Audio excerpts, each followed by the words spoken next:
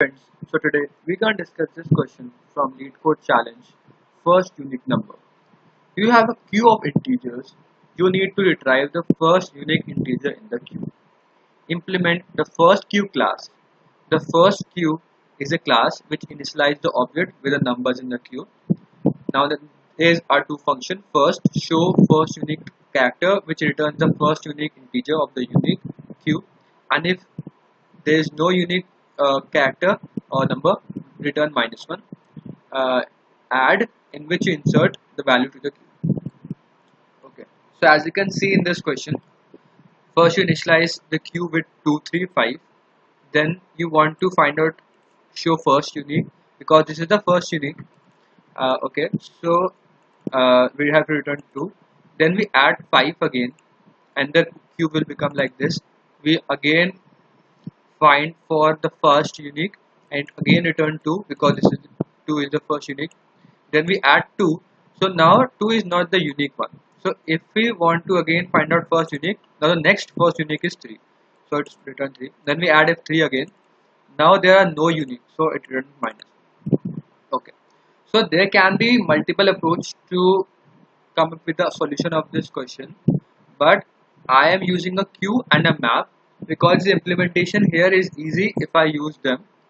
You can also use W linked list, or you can also use these hints which are given, but I am using a queue and a map.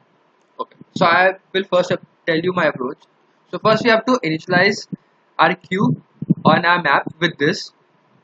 Okay, so what we will do is we will first put 2, and we will check whether 2 is in our map. It's not. So we initializes, we put 2 with a character frequency of 1 because it has only occurred 1. Then we put 3, and we check whether 3 is in the map. No, it's not in the map. So it means 3 is also coming first. So we initialize it with 1 and we put in the queue. Then we check, okay, is 3 in the map? Yes. And whether 3 occurred one time? Yes. So we make it occurrence 2. We make it occurrence 2, that it means that it has occurred 2 times. Okay. And we doesn't put it in the queue. Okay. So now this is how we initialize our queue. Now, if we want to print out the first maximum, the first unique occurrence, what we will do is we will check whether this is the first unique occurrence or not. We will check it in the map, and when we check that this is only occurred once, that this is the first unique occurrence, so we print out 2. I hope you understand it. Then we push back 2 in the map. So when I first check in the map, so yes, 2 has already occurred, so we incremented frequency equal to 2, and we doesn't touch this queue. Now if I want to find out the first occurrence, what we will do is we will go through the queue, and we will check whether this is the first unique character. So we will check in the map, and because map is telling that this has occurred twice, so we will take it out of the queue. So now this is the start, and we will assume this is the first character, so we will check again in the map, like is this the first unique character? No. So we'll also take it out of the queue. So there is no character in the queue left, so we'll return -1. I hope you understand the logic. Then we take 3 and we insert 3.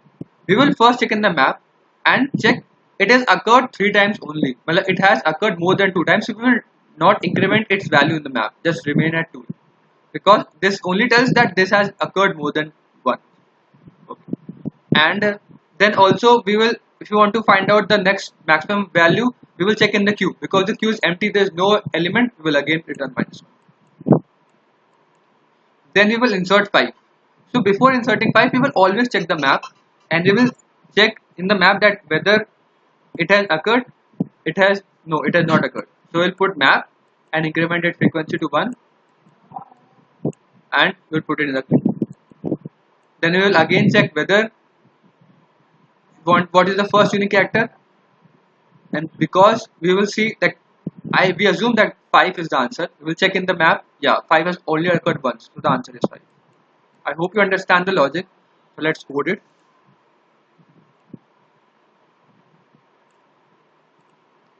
So how we will do is we will first make a queue of integers and a map of int mp. Then we initialize our first unique class with the queue,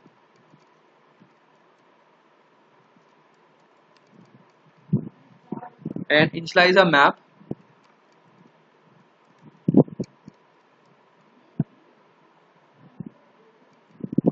Okay, and then find out the length of n, which is the input starting values we want to insert in the queue.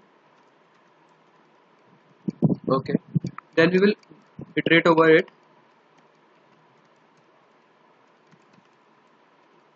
and what we will check whether this has occurred for the first time. So mp dot count nums of I is equal to 0. It means it has not occurred in the map. So what we will do is mp of nums of I we will make equal to 1, and q dot push nums of I. Else if mp of nums of I is equal to 1, it means that it has occurred one time. So we'll just make mp of nums of I equal to 2. Okay, that's this function. Move on to the next function, first unique. So how we'll find out, we will move through the queue and till it's not empty. Queue is not empty, and what we will do is we will take because it's not empty, we will take the front element of the queue and check if this element has only occurred one time in the map. If it's only occurred one time, we will break, and if it have occurred more than one time, we will pop this element.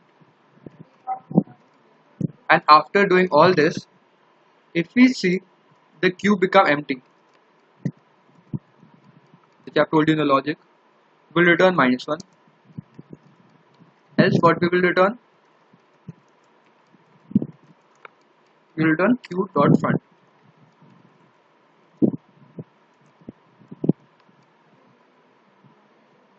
Okay, queue front. Here is also its state because you have stored it. Okay, so now this function is complete. Now the last function, and adding is also same like this only. I'm just copying this code here only. So how we can add a value? We will check whether it is already present in the map or not. If it's not present in the map, we will insert in the map with count 1, and we push it in the queue also. Else if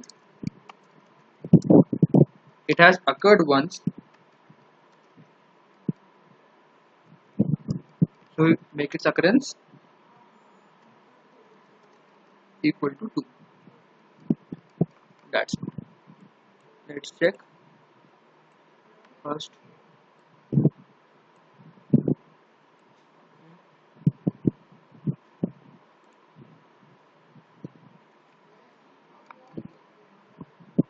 Okay, this is a small error.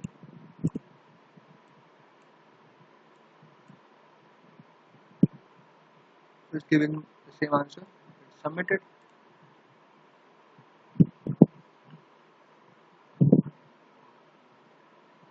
And it's accepted.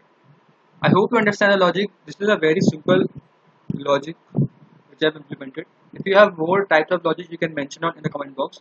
Thank you for watching this video. If you still have any doubts, you can rewind the video and watch it again. And I'll see you next one. Bye.